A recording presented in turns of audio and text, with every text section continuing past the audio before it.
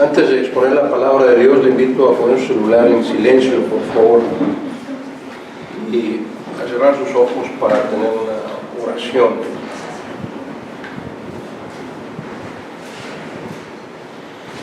Dios eterno, te damos infinitas gracias, Señor, nuevamente, como cada domingo, Señor, por el privilegio que nos das de reunirnos como hijos tuyos para alabar y bendecir y adorar tu nombre, Señor. Y venimos, Señor, con un corazón hambriento de escuchar tu palabra, de recibir ese alimento que tú sabes que nos hace tanta falta, Señor. Por lo tanto, Padre, suplicamos que derrames tu bendito Espíritu, tu sabiduría, tu inteligencia, tu entendimiento, Señor, sobre cada uno de los que estamos aquí, para que quede sembrada en nuestros corazones tu verdad y la pongamos por obra y produzcamos fruto, Señor, que te dé a ti la honra y la gloria. Te suplico, bendito Padre, que no permitas que ninguna palabra corrompida salga de mi boca, sino únicamente aquella que sea para edificación de tu cuerpo, que es la iglesia. Por amor y gratitud al sacrificio de tu Hijo Jesucristo, lo pedimos todo. Amén, amén y amén.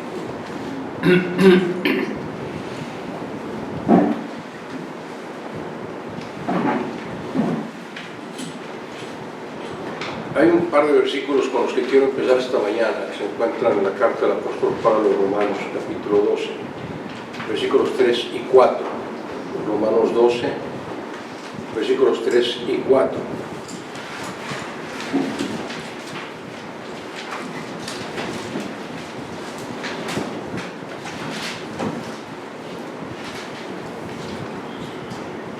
Dice el apóstol Pablo: digo pues, por la gracia que me es dada, a cada cual que está entre vosotros, que no tenga más alto concepto de sí que el que debe tener, sino que piense de sí con cordura, conforme a la medida de fe que Dios ha repartido a cada uno. En esos versículos vemos una similitud con Efesios 2:8, que dice que por gracia sois salvos por medio de la fe, y esto no es de vosotros, pues es don de Dios. Y vemos entonces que tanto la gracia como la fe nos son dadas. Aquí dice el apóstol Pablo: digo pues, por la gracia que me es dada, y más adelante dice, conforme a la medida de la fe que Dios repartió a cada uno. Así que confirmamos nuevamente esta verdad bíblica: la gracia y la fe nos son dadas. Y aquí el apóstol Pablo dice, nos pide que no tengamos más alto concepto de nosotros que el que debemos de tener, sino que pensemos nosotros con cordura, es decir, con inteligencia, conforme a la medida de fe que Dios ha repartido a cada uno. Y la forma correcta de interpretar este pasaje es: ¿qué significa conforme a la medida de fe que Dios ha repartido a cada uno? Si se recuerdan el pasaje más adelante, habla precisamente de los dones. A partir del versículo 6, es el don de profecía, es el predicar la palabra de Dios, el don de servicio, el don de enseñanza, el don de exhortación, el don de repartir con liberalidad, presidir, y el don de misericordia. Esos 7 dones. Entonces, esta frase que dice, conforme a la medida de fe que Dios ha repartido a cada una, se refiere, es como decir, conforme a los dones que Dios ha repartido a nosotros, y que nosotros, conforme al ministerio que Dios nos ha encargado, y conforme a qué tanto estamos cumpliendo o no con ese ministerio, y qué tanto estamos usando o no los dones o el don que Dios nos dio. Entonces, la medida de nuestra fe, el concepto, dice, empieza diciendo el Pablo, que nadie tenga más alto concepto de sí mismo que el que debe tener. Entonces, para no tener un concepto más alto de mí del que debo tener, debo de compararme, criticarme a mí mismo, juzgarme a mí mismo, no a los demás, en qué tanto esa medida de fe en mi vida se refleja a los demás. ¿Cómo me juzgo a mí mismo? ¿Qué concepto tengo de mí mismo? Es el título del sermón. ¿Qué concepto tengo de mí mismo? ¿Y cómo llego a ese concepto? O sea, ¿en qué me baso para tener ese concepto de mí? Y el consejo del apóstol Pablo en la Biblia es: evalúate, júzgate conforme a la medida de fe que Dios te repartió. Eso es lo que debe normar el concepto que tienes de ti mismo. O sea, si alguien pudiera describirle a usted, si alguien podría hablar, describir cada uno de nosotros, qué concepto tiene de nosotros, por dónde, o más bien, si alguien le pidiera que se describiera a sí mismo, esa es la enseñanza más bien.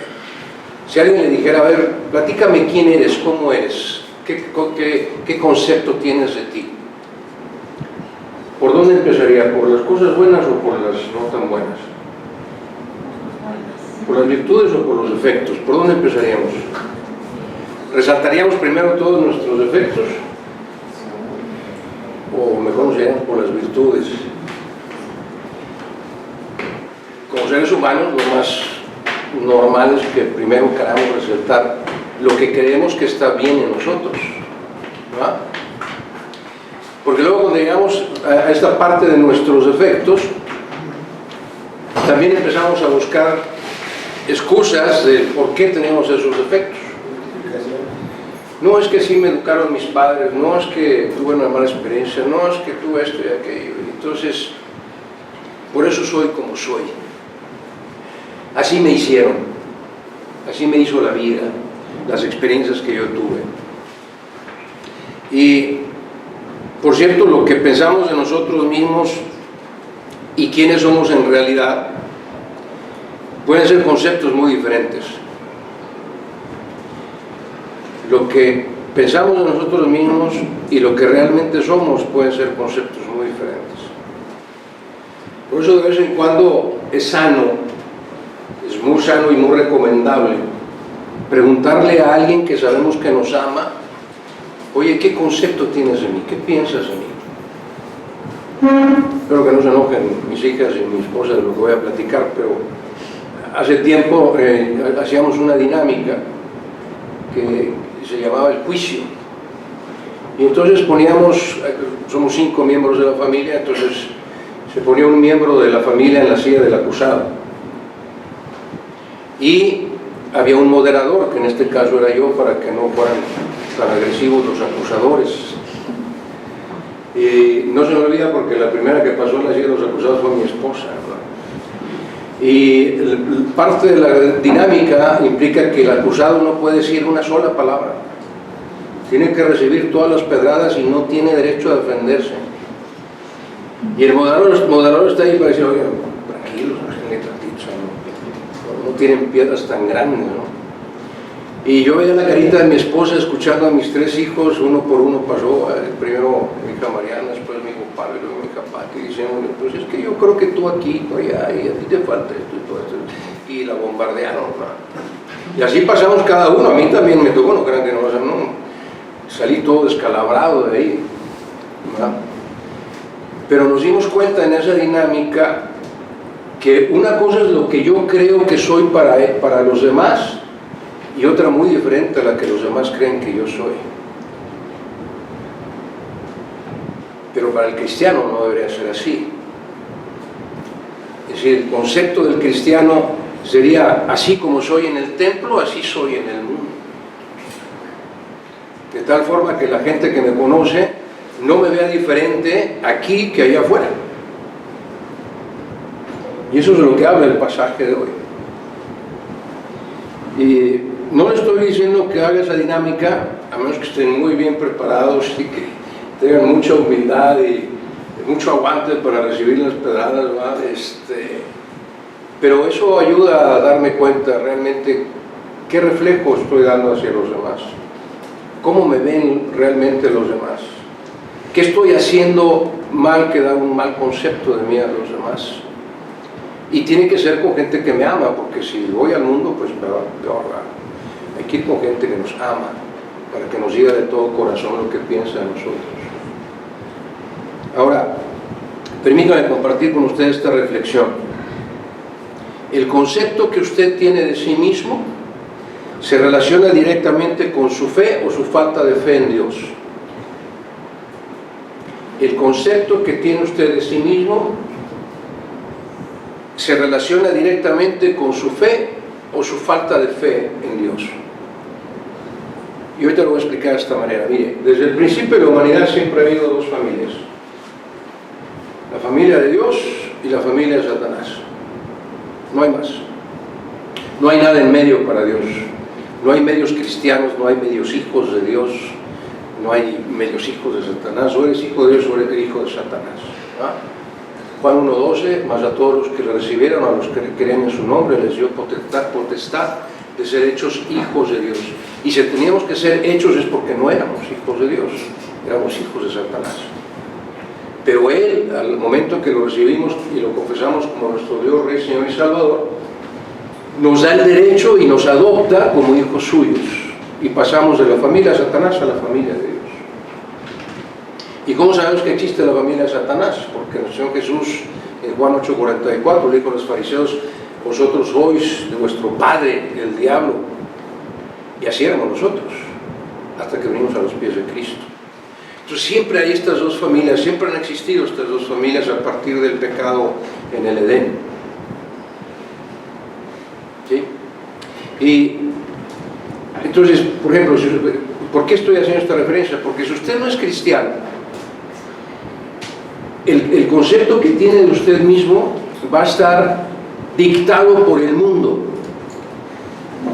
El mundo es el que va a definir quién es usted, porque usted va a pensar de sí mismo conforme a sus fracasos o a sus éxitos, conforme a qué tantos bienes tiene o qué bienes no tiene. Se va a estar comparando con los demás para poder decir: es que yo soy así y me defino de acuerdo a lo que los demás veo en los demás y no de acuerdo a lo que realmente soy, porque me estoy comparando con los demás. En otro sentido, vemos que la mayoría de las personas se esfuerzan por ser diferentes a los demás. Yo no quiero ser igual que tal persona. Pero ese tipo de personas no se dan cuenta que para esto tendrían que compararse con todo el mundo, para ver si son realmente diferentes de los demás y distinguirse de los demás. Hay una caricatura muy sana creo que no sale ahorita, pero me acordé de una tirita de Mafalda. No sé si usted sabe quién es Mafalda. Tiene cuentos muy interesantes. Y está Mafalda y va pasando Miguelito, otro de los caracteres que con la nariz así muy bien. Y dice, le pregunta a Mafalda: ¿a dónde vas, Miguelito? Dice: yo voy a ser diferente a todos los demás. Y luego se ve al fondo un montón de gente, ¿verdad? Y dice Mafalda: ahí va otro del montón de los que quieren ser diferentes a los demás. No hay. El mundo es el que define quiénes son. A las personas que no son cristianas, el mundo es quien define quiénes son realmente. Insisto, porque el concepto de sí mismo es: ¿qué tanto tengo o qué no tengo? ¿Qué tan alto he llegado o qué he logrado? ¿O cuántos bienes tengo? ¿O qué también le caigo a fulanito o a sutanito? Y entonces el mundo es el que define el concepto del que no es cristiano. La sociedad, las modas, todo lo que le rodea define su identidad. Así que quienes no creen en Dios nunca están contentos ni satisfechos con lo que tienen. Nunca. Le voy a dar dos versículos aquí, dos pasajes muy simples. Los que no son creyentes jamás están saciados, jamás están satisfechos, siempre les falta algo y no entienden que lo que les falta es Cristo en sus vidas. Siempre están buscando tener más. Proverbios 27:20. Proverbios 27:20.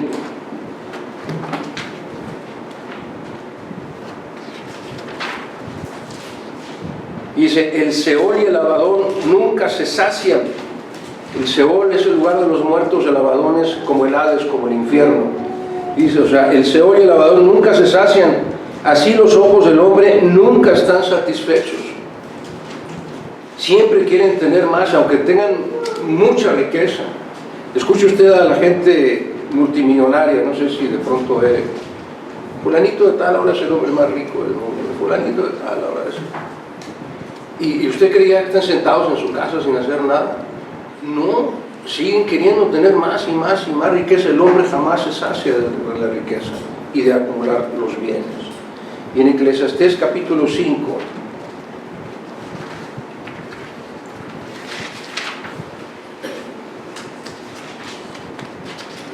versículos 10 al 16. Dice lo siguiente: el que ama el dinero no se saciará de dinero, y el que ama el mucho tener no sacará fruto. También esto es vanidad. Cuando aumentan los bienes, también aumentan los que los consumen. ¿Ha visto una persona que tiene mucho dinero? ¿A poco no tiene muchos amigos?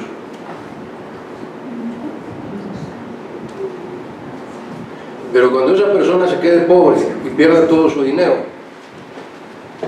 los únicos que van a quedar a su lado van a ser los que realmente son sus amigos.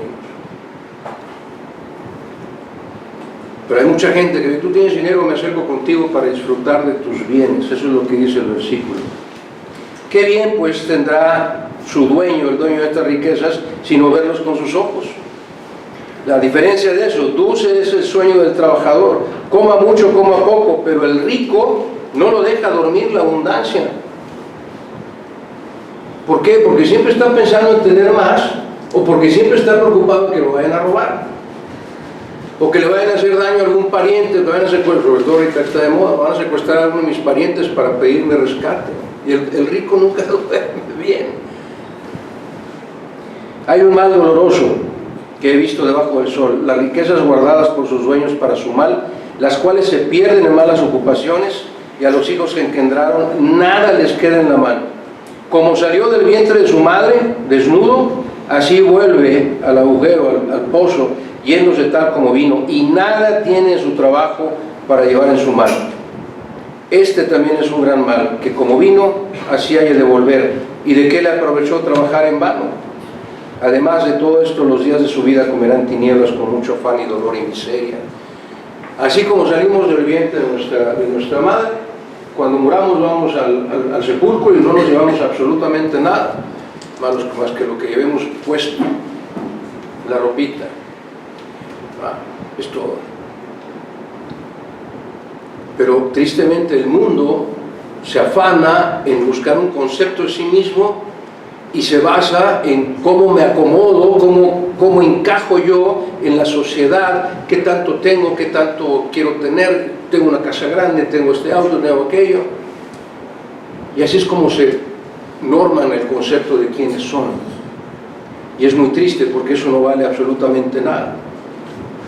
Pero si usted es cristiano, a diferencia de lo que piensa y busca el mundo, cuando se trata de entender quiénes somos, lo que Dios nos pide es que hagamos una comparación.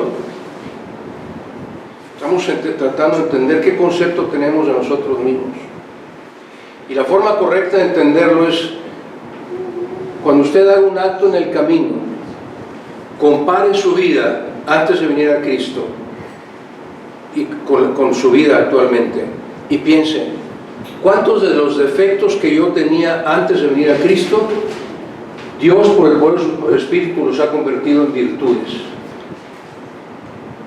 Otra vez: ¿cuántos de los defectos que yo tenía antes de venir a Cristo, Dios por el poder de su Santo Espíritu los ha convertido en virtudes?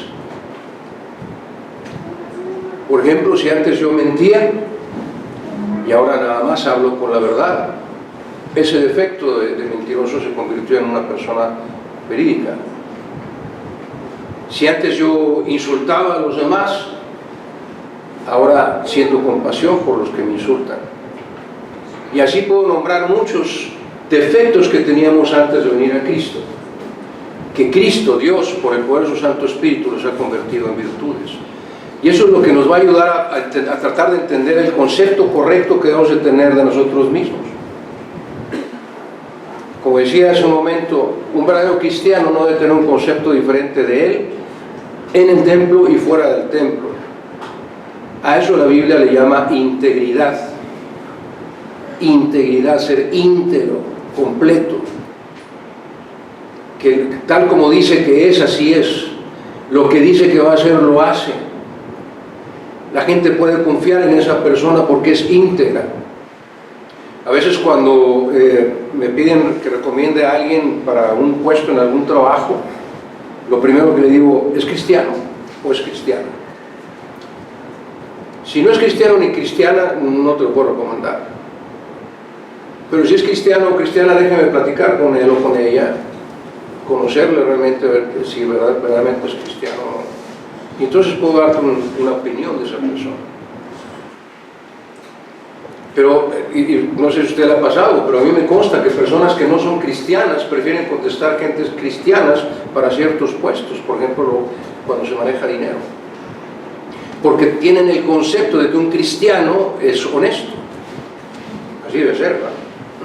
Así debe ser.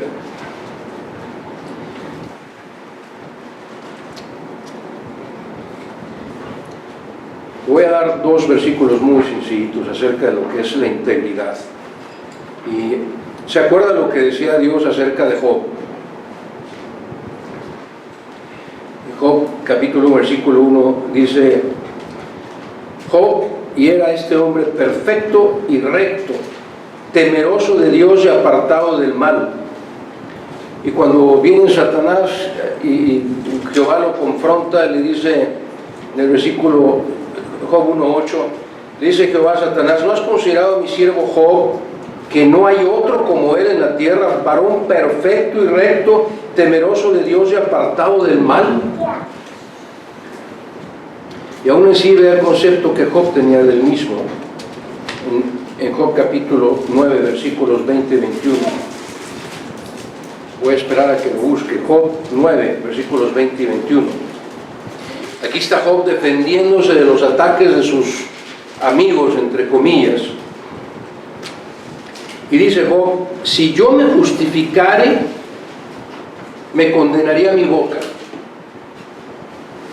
O sea, si yo quiero justificarme de quién soy y cómo soy, el concepto que yo tengo de mí mismo, mi propia boca me condenaría. Si me dijere perfecto, esto me haría inicuo, pecador. Si yo tengo el concepto de que yo soy perfecto, lo que realmente estoy diciendo es que soy pecador, porque me falta humildad y me faltan muchas cosas. Y luego dice: si fuese íntegro, ¿no haría caso de mí mismo? ¿Despreciaría mi vida?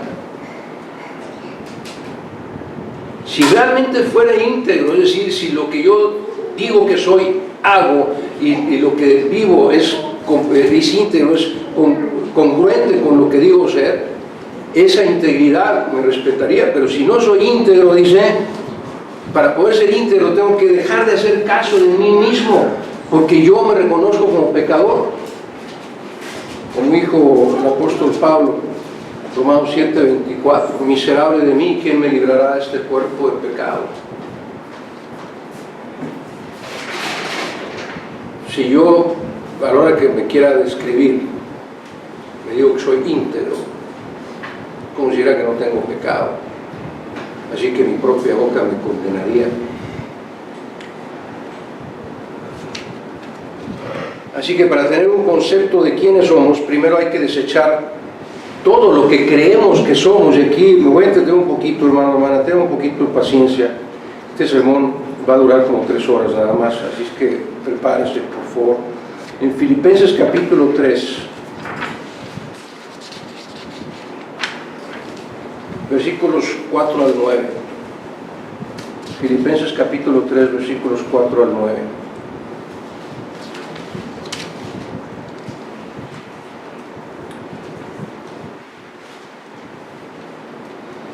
Ya lo dice el apóstol Pablo. Dice: aunque yo tengo también de qué confiarme en la carne, es decir, él como ser humano, si alguno piensa que tiene de qué confiar como ser humano, dice yo más. Y empieza a dar características de lo que él dice ser, el concepto que él tiene de sí mismo, lo que para él es valioso. Circuncidado el 8º día, es decir, obedecí la ley. Soy del linaje de Israel, nosotros diríamos, del linaje de Israel, de la tribu de Benjamín, nosotros diríamos, somos pueblo de Dios. Hebreo de hebreos, nosotros diríamos, somos cristianos. En cuanto a la ley, fariseo, nosotros diríamos, somos celosos y obedientes de la Biblia. En cuanto al celo, perseguidor de la iglesia, nosotros diríamos, trato de obedecer a Dios en todo, tratando de hacer lo que es agradable a Dios. En cuanto a la justicia, que es en la ley irreprensible, Y vea la conclusión del apóstol Pablo. Pero cuantas cosas eran para mí ganancia, todo lo anterior, el hecho de ser del pueblo de Dios, de haber obedecido la ley, de ser cristianos, de vivir de acuerdo a la palabra de Dios, dice el apóstol Pablo, pero cuantas cosas eran para mí ganancia, las he estimado como pérdida, es decir, las he dejado perder, las he olvidado por amor de Cristo. Y ciertamente, dice el apóstol Pablo, aún estimo todas las cosas como pérdida, porque lo que más quiero yo, dice el apóstol Pablo, es conocer a Cristo Jesús, mi Señor, por amor del cual lo he perdido todo y lo tengo por basura para ganar a Cristo. Lo único que realmente vale para mí es Cristo y ser hallado en Él, no teniendo mi propia justicia, es decir, no de acuerdo al concepto de quién soy, que es por la ley, de acuerdo a qué tanto obedezco la ley, sino la que es mi concepto de mí mismo está basado en la fe de Cristo, la justicia que es de Dios por la fe. Lo que está diciendo el apóstol Pablo es el concepto que tengo de mí mismo está basado en qué tan obediente soy a Cristo, qué tan buen siervo soy de Cristo, verdaderamente qué tanto sigo a Cristo, qué tanto estoy cumpliendo como ministerio. Esa es la forma en que yo me voy a evaluar. Esa es la forma en que voy a tener el concepto de mí mismo. ¿Qué tanto estoy obedeciendo a Cristo? ¿Qué tanto soy como Cristo? Y lo que voy a decir ahorita, amados hermanos, es un poquito, lo voy a decir con todo mi amor y pidiéndole a Dios que no me permita ofender a nadie con esto que voy a decir, pero piensen lo siguiente. ¿Cuántas congregaciones formó Pablo en su ministerio? Si vemos las cartas que escribió Pablo a las iglesias, ¿qué diríamos? Corinto, Filipenses, Colosenses, o sea, Filipos, Colosas, Galacia, Éfeso, Tesalónica. Y luego, si vemos en el libro de los Hechos, también dijo que anduvo por Macedonia, por Acacia, y quería llegar hasta España. No sabemos cuántas congregaciones formó el apóstol Pablo, pero sabemos que formó muchas congregaciones. ¿Cuántas personas habrán llegado al conocimiento de Cristo y rendido su vida a Cristo por el testimonio del ministerio del apóstol Pablo? Yo creo que incontables. ¿Qué tanto sabía de memoria el apóstol Pablo de las Escrituras? Siendo judío, hebreo de hebreos, fariseo de fariseos, tendría que haberse aprendido en memoria el Torá, los primeros 5 libros de la Biblia. ¿Se imaginan? Tener memorizados los primeros 5 libros de la Biblia. ¿Cuántos capítulos tiene Génesis? 50, nomás para empezar. Yo no voy a ser el primero, en el principio que lo de los siglos. Y aún así, con todo eso, Pablo, todo esto habla de Pablo como cristiano. Y si usted revisa los escritos de Pablo, las cartas de Pablo, no va a encontrar un solo versículo, una sola palabra en el que él presuma de algo, o en el que él se sienta superior a los demás, porque no va a encontrar una palabra que Pablo, es que yo fundé 28 iglesias y me sé todos los salmos y me sé todo el Torá y me sé muchos libros de memoria. Y ya perdí la cuenta de cuántas personas vinieron a los pies de Cristo gracias a mi ministerio. No va a encontrar eso. Y lo digo con todo amor y con todo respeto a las personas que a veces, ustedes saben, empecé ahorita recitando de memoria 2 versículos y ustedes saben, en muchos sermones trato yo de, cuando digo un versículo de memoria, trato de que usted conozca la cita, no por presunción, sino porque yo quisiera que en usted también hubiera el deseo, la intención de memorizar pasajes de las Escrituras. Ahora, no es memorizar, pero memorizar. Conozco muchas personas que saben Juan 3:16 de memoria, porque de tal manera amó Dios al mundo, etc. Conozco varias personas que se lo saben de memoria. Pero si les digo, a ver, explícame qué dice Juan 3:16, empiezan a patinar así como, pues no sé, como que habla de qué.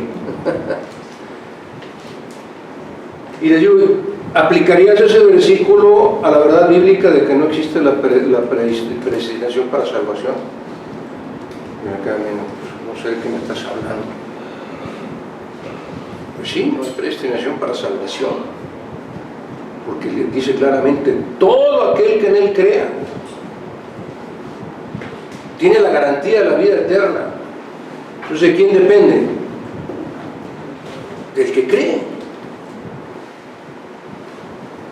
Y también conozco personas que saben el Salmo 23 de memoria, es un salmo preciosísimo. Pero si digo, a ver, explícame el Salmo 23, ¿qué entiendes del Salmo 23? Pues lo empiezan a repetir otra vez en memoria, ¿verdad? Pero entonces, lo que quiero llegar con esto es, lo importante no es memorizar un versículo o un pasaje por memorizarlo. Lo importante es entender, comprender, asimilar la verdad bíblica de lo que ese versículo dice, para yo poderlo guardar, entonces sí memorizar en mi corazón. ¿Por qué es importante? Porque el Espíritu Santo nos va a usar en el momento preciso. Regreso un poquito al sábado 21 de junio, al examen doctrinal. ¿Quién cree que le ayudó a contestar las preguntas?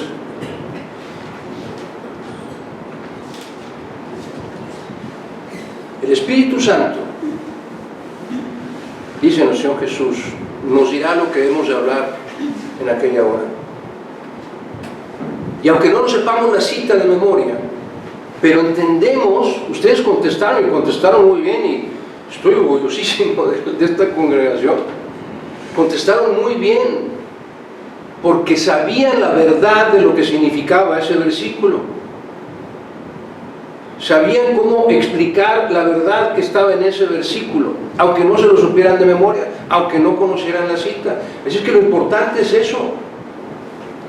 Porque hasta que no comprende, de nada me sirve memorizar un versículo si no lo entiendo, si no lo sé explicar, no sirve de nada.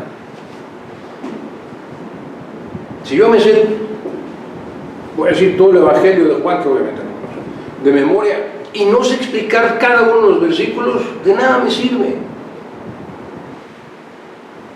Pero si ya Dios, a través de su Santo Espíritu, me ayudó a entender la verdad, a comprender la verdad de un versículo, bien haríamos usted y yo en tratar de memorizarlo. ¿Por qué? Porque entonces el Espíritu Santo nos va a ayudar en el momento preciso y va a traer a nuestra mente, a nuestro corazón, ese versículo que necesitamos para no caer en tentación, para aconsejar a otros, para ayudarme a tomar decisiones, etcétera, etcétera, etcétera. Pero ponerme yo, como no lo hizo Pablo, ponerme yo a decir, es que yo me sé muchos versículos, ¿y tú? Yo me sé un capítulo entero aquí, ¿y tú? O ponerme a decir, es que yo ya formé tantas congregaciones, ¿y tú? Yo evangelicé a no sé cuántas personas, discipulé a no sé cuántas personas, ¿y tú? Eso es vanagloria. Eso no es otra cosa más que vanagloria y no sirve de nada. Porque el pecado que estoy cometiendo es un pecado, es no reconocer que no es mi inteligencia, no es mi capacidad, es que el Espíritu Santo me explicó esa verdad y la grabó en mi corazón. El Espíritu Santo es el que me llevó a formar una congregación. El Espíritu Santo es el que salvó a la persona, no yo. No por mis palabras, sino por lo que el Espíritu Santo hizo en esa persona. Toda la obra que usted como cristiano haga, la hace el Espíritu Santo a través de usted. Así es que no hay nada de qué vanagloriarnos. Porque eso, imagínense el concepto que tiene usted de sí mismo, si piensa así. Es que yo soy superior a todos ustedes. Aquí, es más, dígame cada uno de ustedes cuántos versículos les sabe de memoria y les aseguro que los vamos a sumar y yo voy a saber más que usted. concepto es ese que tengo de mí mismo? Es vanagloria. Eso es vanagloria, no sirve de nada. Que tenga yo buena memoria, eso no sirve de nada. Que yo diga, es que gracias a mí van 524.804 salmos. No.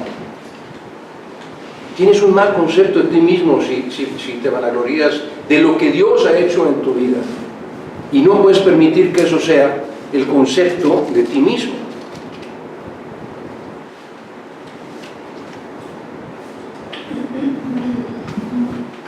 No los estoy regañando, hermano, no van cara de tristeza. Estoy simplemente exponiendo las verdades de la palabra de Dios. 2 Corintios 11:28 dice el apóstol Pablo, en lugar de presumir de todo lo que había logrado, dice, y además de otras cosas, lo que sobre mí se agolpa cada día es la preocupación por todas las iglesias. La preocupación del apóstol Pablo era cómo me aseguro que todas las iglesias, todas las congregaciones sigan la doctrina de Cristo. Esa era su preocupación. No llevaba la cuenta de cuántas personas habían aceptado a Cristo por su testimonio. Entendámoslo de esta manera, vamos, hermanos. Si acaso usted hubiera fundado algunas congregaciones, si se saben muchos pasajes de la Biblia de memoria, si muchas personas se han convertido en cristianos por su testimonio, si ha hecho incontables discípulos, nada que usted crea haber logrado merece reconocimiento alguno, porque todo ello no lo ha logrado usted, sino el Espíritu Santo a través de usted. De modo que todo el reconocimiento, toda la honra y toda la gloria es para Dios. Si no, estaríamos nosotros robándole la gloria a Dios. Como dice Lucas 17:10,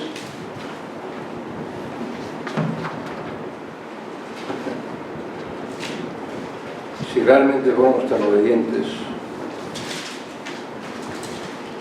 así también vosotros, cuando hayáis hecho todo lo que os ha sido ordenado, ¿sí? Cuando hayas cumplido tu ministerio, cuando estés usando tus dones para la honra y gloria de Dios, di de ti mismo, siervos inútiles somos, pues lo que debíamos hacer, hicimos.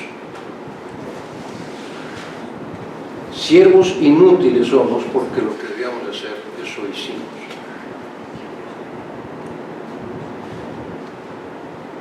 Pensar de forma diferente a esto es simple vanagloria.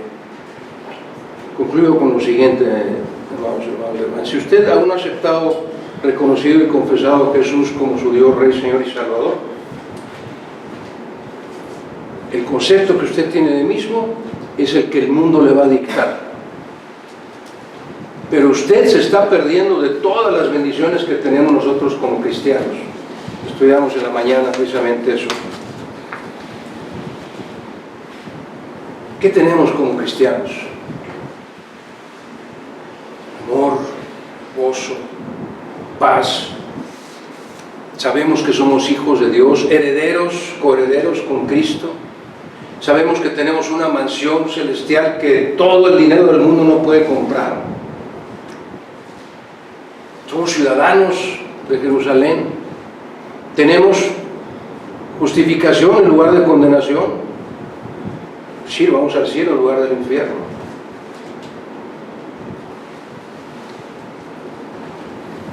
Tenemos vida eterna en vez de muerte eterna.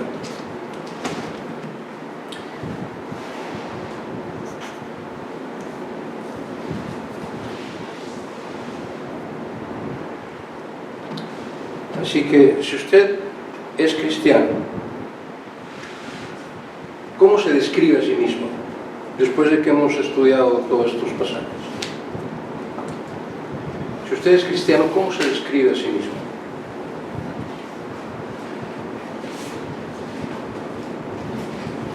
¿Es usted igual aquí que con su familia, con sus amigos, en el trabajo? ¿O hay alguna variación en su forma de ser, de pensar y de actuar y de hablar? ¿Qué dice? ¿Qué concepto tiene de sí mismo? ¿Soy un cristiano íntegro o no soy un cristiano íntegro?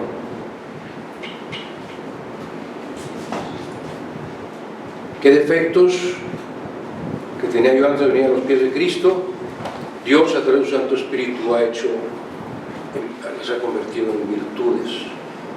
¿Cómo se describiría usted a sí mismo? Si vamos al principio, ¿qué va a decir bien de usted? ¿Qué va a decir usted primero?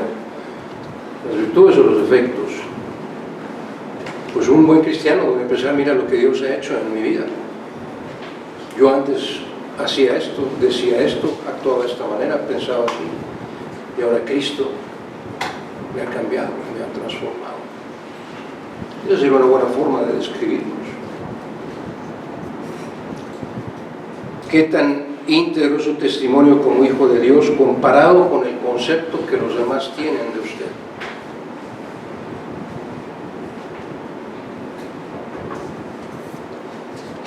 No quiero causar problemas familiares, pero ya bueno que el esposo le preguntara a la esposa, oye, ¿cómo crees que soy? ¿Qué dirías de mí? Que la esposa no le pregunta al esposo cuando se va a haber problemas. O los papás a los hijos, oye, ¿qué piensas de mí? Como padre, como madre. ¿Cómo me ves? ¿Qué concepto tienes de mí? Y luego pensar si ese concepto va de acuerdo con mi vida cristiana. Así es como quiero que los demás me vean.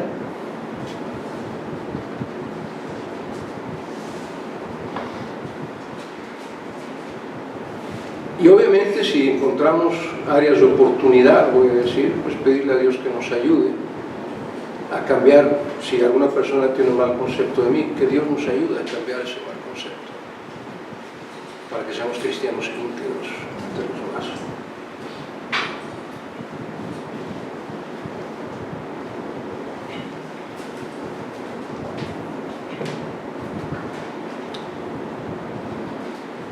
Lo que yo pienso de mí puede ser diametralmente opuesto a lo que la gente piensa de mí. Y sería bueno confrontarnos con eso, para asegurarnos de estar cumpliendo con el ministerio que Dios nos encargó. Oremos. Señor Dios y Padre Celestial, te damos gracias por tu palabra, Señor, que nos confronta y nos hace reflexionar